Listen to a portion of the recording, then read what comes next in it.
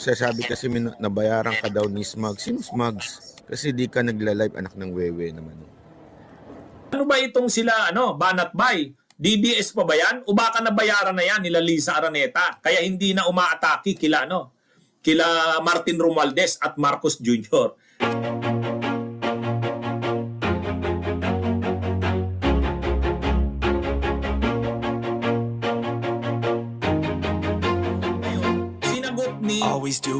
Sinagot ni Banat Bay. Galit si Banat Bay. Nagbabakasyon siya sa Japan kasama si Muka Uson. Sinagot niya. Mga matitindi ang minumura niya yung mga DDS na tumitira sa kanya eh. Ang tawag niya doon sa mga DDS na kalaban nila, tanso. Tanso. Bakit tinatawag niyang tanso, mga kabunyog? Tinatawag niyang tanso kasi hindi naman daw mga totoong DDS yan. Kasi yung mga DDS daw na yan yung mga DDS na sumuporta kay Marcos. Sila Banat Bay, saka sila Muka Uson, hindi yan sumuporta kay Marcos nung nakaraang eleksyon. Isko Moreno sila eh. Kaya ngayon, ang sabi ni Banat Bay, kayong mga DDS na sumuporta kay Marcos, di ba? Nagkamali kayo, sinasabi nyo ngayon, nabudol kayo.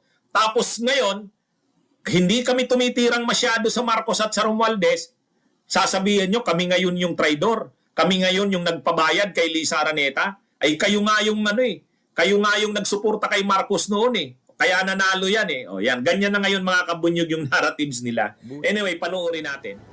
Sasabi kasi nabayaran ka daw ni Smugs. Sino Smugs? Kasi di ka nagla-live, anak ng wewe naman. Hindi ko, itong, alam mo, ito ha. Pwede ho ba, paisa lang? Mga tanso kayo. Paisa lang, pwede, isa lang. Tanso kayo. Kayo nagpabudol, idadamay nyo kaming mga solid for President Rodrigo Duterte supporter. Kayo yung nagpabudol mga ina nyo. Diba? Kayong mga tanso ang nagpabudol, wag nyo kaming idamay. From the very beginning, we are loyal to the Tatay Digong. We are loyal.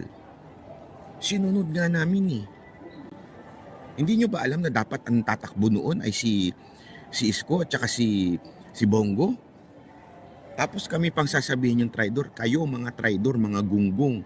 Dahil sa dahil sa inyong mga tanso. Kaya naupo yung presidente nyo. So wag nyo kaming idamay. So, para malagay tayo sa context mga kabunyog ang inaatake nito ni Banat Bay, mga kapwa niya DDS. Mga kapwa niya DDS. Sila Maharlika yan sila Glenn Chong, yung mga vloggers na ngayon, alam nyo, mainit yung issue ni Badoy at saka ni Celes. Ayan, pinagtatanggol nila si Badoy at si Celes. Pero sila Banat Bay kasi tahimik pagdating kay Badoy at Celes, hindi masyadong nakikialam. Yung mga issue kay Martin Romualdez, yung mga atake kay Martin Romualdez, hindi sila masyadong umaatake kay Martin Romualdez. Kay Lisa Araneta, hindi masyado ito sila Banat Bay. Kaya yung mga Duterte vloggers, DDS vloggers na tumitira kay Martin Romualdez, kay Lisa Araneta, kay Marcos Jr., nagtataka sila dito kay Banat Bay sa kila Muka Uson, bakit tahimik daw? So inaakusa niya, nabayaran ba kayo? So ngayon, ang pang-counter ni Banat Bay, wag nyo nga kami nung eleksyon, kayo ang mga DDS na sumuporta kay Marcos. Tapos ngayon, sasabihin nyo na budol kayo? Kami pa ngayon yung sasabihin nyo na nabayaran ng Marcos, samantalang hindi naman kami nag-Marcos. DDS kami noon, pero Isko Moreno kami. Yun ang sinasabi niya. Kayo, DDS na nag-Marcos. Tapos ngayon, magagalit kayo sa Marcos. Bumabalik kayo ngayon sa pagiging DDS.